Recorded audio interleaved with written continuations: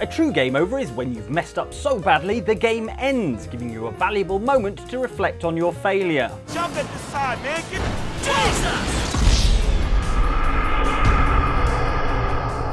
Yep, I see what I did there.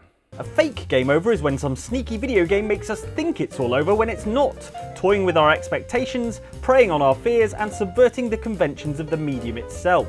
So of course, Metal Gear Solid is the master of this meta trickery, as previously discussed.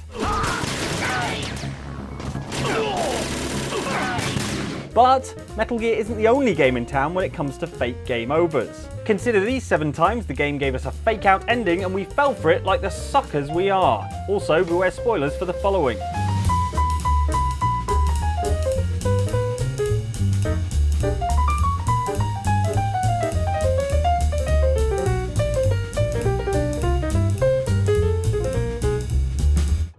Look, somehow this hostile force, this hiss, that works. Somehow the hiss managed to infiltrate the building without any warning. And just like that, my name for it is official. In Control, there are 2 main things you're fighting. The first is the Hiss, a supernatural force that has invaded your office, taken over certain aspects of the building and its staff.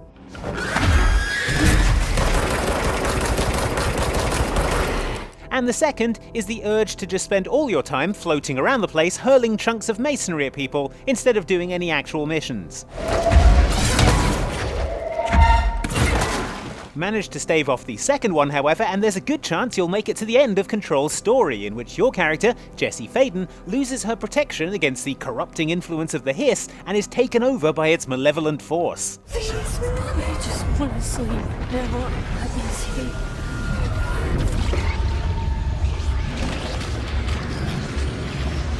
Which, to be honest, about 30 things bleaker and weirder than this happen every half hour in Control. Normally we wouldn't be worrying, but as soon as this cutscene finishes, the credits start to roll. You are worn through time. The thunder song distorts you.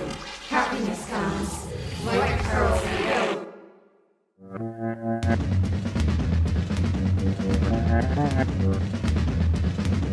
So I guess that was the ending? I mean, Remedy, the studio that made Control, are also the folks behind Max Payne and Alan Wake, and those weren't exactly what you'd call upbeat games, so I guess they're going for the downer ending on purpose? That said, there's something about these credits that's a bit weird, like Langston being played by Leave also being the game director, and the Northlight manager being someone called Baby Baby Baby Yeah. I mean, that is possibly a very popular name in Finland. I'd have to check. It quickly becomes apparent that these credits are yet another example of the pervasive influence of the Hiss, which has managed to get inside the game's credits now, and in fact, this isn't game over at all, but rather the beginning of the endgame, in which Jessie will finally drive the Hiss out of the world for good. Or continue to float around the place, hurling chunks of masonry at people. Depends on if it's me playing or not. Medusa! Hello there, Pit. And you too, Palutena. Here to crowd at my homecoming party? This really doesn't look like much of a party. I'm no scholar of ancient Greek mythology, but what I learned from Kid Icarus Uprising for the Nintendo 3DS is that Icarus was an angel called Pit, Medusa was the goddess of darkness, and evil wizards would turn people into fried shrimp. It's a temporal wizard. A temporal wizard? If he deep fries you, keep your distance. One bite and you'll be finished. History is fascinating. Given Medusa's status as the powerful nemesis of Palutena, goddess of light, who you serve as Pit, it's a reasonable assumption that old Snakes for Hair here is the big boss of the game. So we finally meet again, Pit. She's huge! And given this chapter being called Medusa's Final Battle, we can hardly be blamed for rocking up to this seemingly climactic showdown with Medusa, thinking the end of the game might be within striking distance. Listen well, all you demons of the underworld! In the name of the goddess Palutena, defender of all that is good, those who hide in the darkness will be made to face the light. That's our excuse for how one epic underworld boss battle spent angelically strafing this colossal Gorgon goddess later. We were convinced that we'd done it. Game over. Good job us. You did it! Gosh, we thought smugly as Medusa crumbled to dust and the underworld filled with light. We must be pretty darn good at Kid Icarus Uprising. Also, gosh, isn't Kid Icarus Uprising kind of a short game? How long was that? 3 hours? That's definitely the end of the game though, because look, here come the credits. Why would credits lie to a person? We did it! We really did it! Congratulations! I know it wasn't always easy. If all the cheery congratulations made you suspicious though, well done to you and your mistrustful instincts, because of course, it's all a ruse. Now wait just a second. Huh? Did you hear something? I said wait just a second. Got to be hearing things.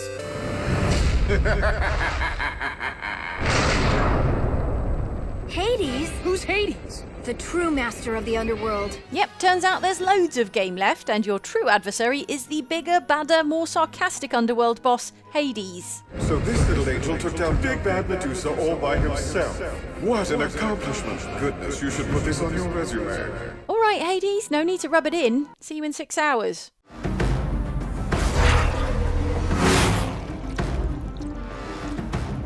Hammer down, Jack, or you won't make it to Vegas in the top 150. Oh, and Jack? Yeah. No casinos. Never even crossed my mind.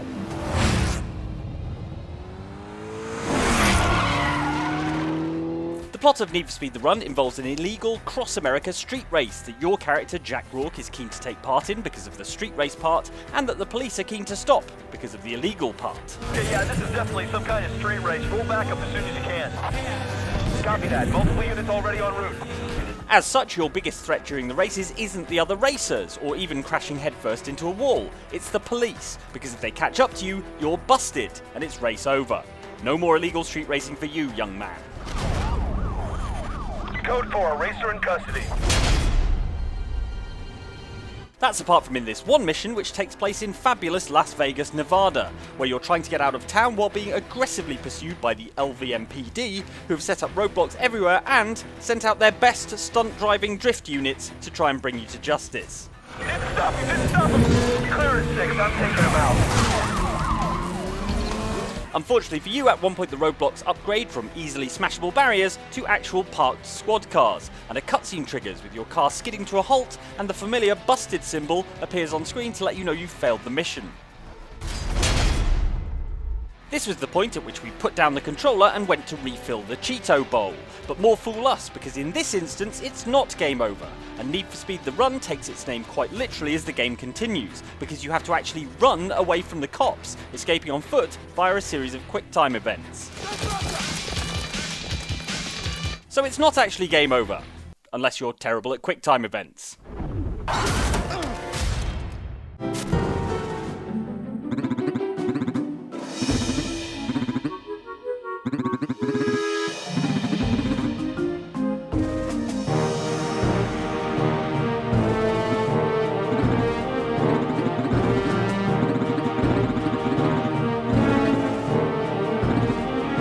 Being Mario or Luigi is thirsty work, I expect, what with all the running and jumping and go-kart driving, so you can understand them wanting to stop for a drink now and again. That said, I'm not sure I'd recommend drinking directly from an ornamental fountain, an option presented to them in 3DS RPG Mario and Luigi Dream Team, not least because in my experience, fountain water is about 30% dead pigeons and 40% loose change.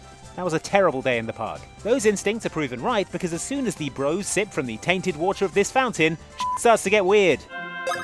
As described by some extremely descriptive text, Mario and Luigi drink the water, fall asleep, and are awoken by a wonderful smell, and then absolutely lose their minds in a giant pile of mushrooms. Clearly someone at Nintendo wanted to get some use out of their creative writing degree. This being a Mario game, the mushrooms then cause Mario and Luigi to grow to unimaginable size, we're told, at which point they begin to merge with the very earth itself as they essentially become mushroom deities, nature gods that fuel the beating heart of the world.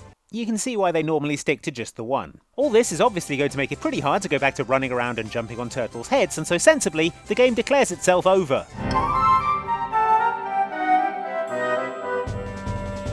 Seems pretty convincing to me. Guess I'll have to reload and just not drink from the cursed fountain so that I don't become a living earth elemental, which I know sounds chill, but is really going to cause issues for the Mario Kart and Smash Bros franchises down the line.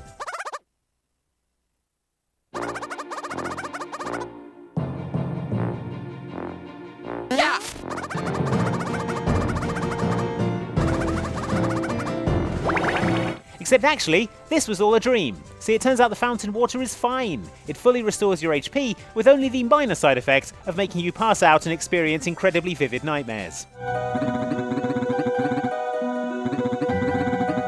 So feel free to stop by whenever you need a health boost. And don't mind a prolonged sequence in which, I don't know, you exist across all points of time simultaneously, but are unable to warn anyone or do anything to avert tragedy. You know, Mario stuff.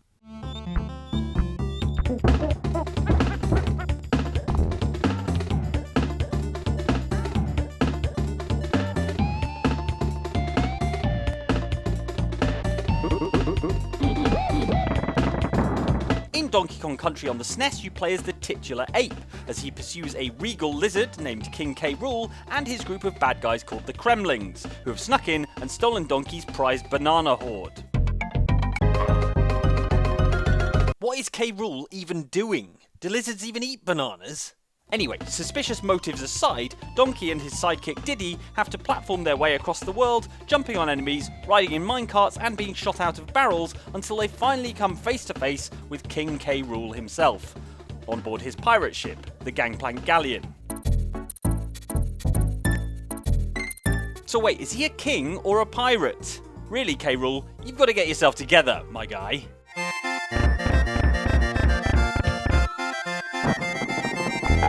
Anyway, a boss fight ensues, and this being a platformer from the 1990s, all you need to do is jump on King K. Rool's head a few times and he's done for, and you can celebrate your act of regicide with a round of applause and a hearty thumbs up.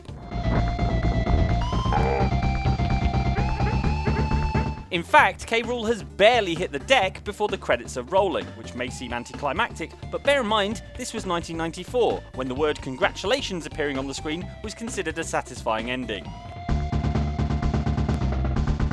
And while it seems like this ending is legit, a closer look at the credits reveals that they are claiming that the game was developed in its entirety by the Kremlings, which doesn't sound right. But when have the credits ever lied? Oh right, at least several other times in this video alone.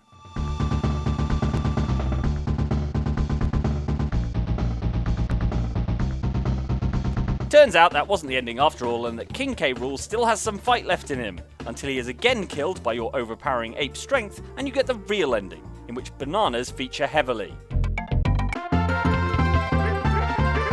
Back where they belong. You know what they say, you come at the Kong, you best not miss.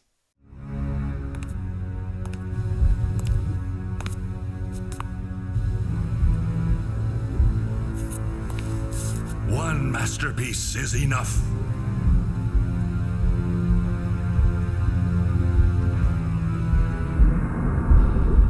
In many ways, 2003's Resident Evil Outbreak is an unusual Resident Evil game with its 8 playable characters, episodic scenarios, and online cooperative gameplay.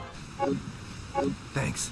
In other ways, Resident Evil Outbreak is very much business as usual, in that another Umbrella scientist has gone and made another unstoppable monster for reasons that made sense only to him.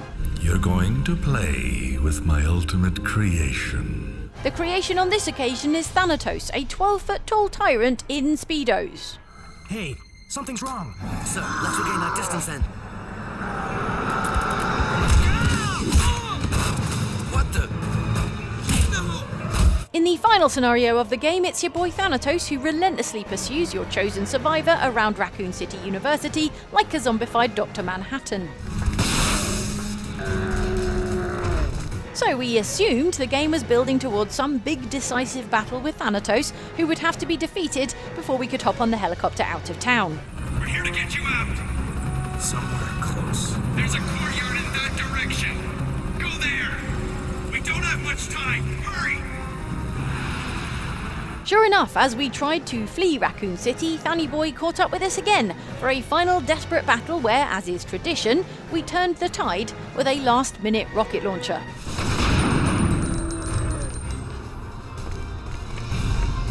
Now we thought we can take that hard-won victory along with the poignant music as our characters run to the chopper to signal the end of the game. Time to kick back and read some credits.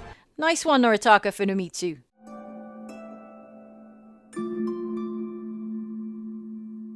Except, no not really, because suddenly Thanatos is back, stronger and angrier and more wearing Speedos than ever. Save me, Noritaka Funamitsu.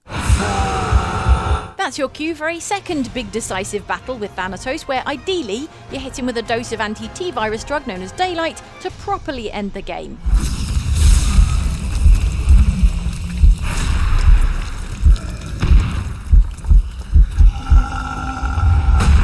Which just goes to show you're never safe until you're literally on the helicopter out of town, and probably not even then. But I wonder if it's really over. Well, at least we survived. Thank God. My dude, why would you even say something like that? Now look what's happening.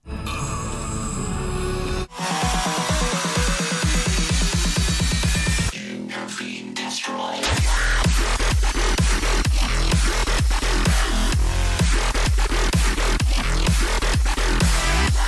Just Shapes and Beats is a rhythm action bullet hell game designed for people who can use their mind to slow down time like in The Matrix. I mean, I assume that's the only way you're getting through some of these levels. You control a small blue square who is at the mercy of various deadly pink things that will ferociously attack you in time to a selection of songs, which have the unique distinction of being both very good and sounding like a malfunctioning dot matrix printer being kicked apart by an angry robot.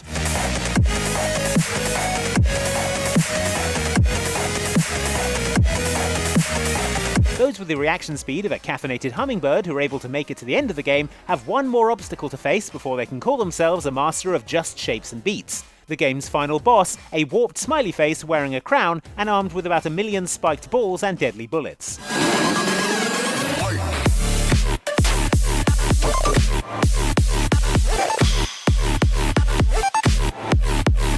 No matter how good you are at avoiding the tessellating hail of bullets you find yourself in the middle of, there comes a point in this boss fight where you can't help but be driven towards the smiley face's no longer smiley mouth, at which point it crunches you up like a game day nacho platter and it's curtains for your little blue square. Now, given my skill level at this kind of game, I think I can be forgiven for thinking that this is actually game over and that I managed to screw it up somehow. Wouldn't be the first time. But wait, what's this? It's not over. We've got a second chance to carry on and take the fight back to the face who... he's back. Oh dear. Yes, in a rare example of the lesser spotted double fake-out game over, you get killed a second time by the final boss, before luckily being resurrected by the ghost of a helicopter and a pirate ship and a cat, I think is what's going on here.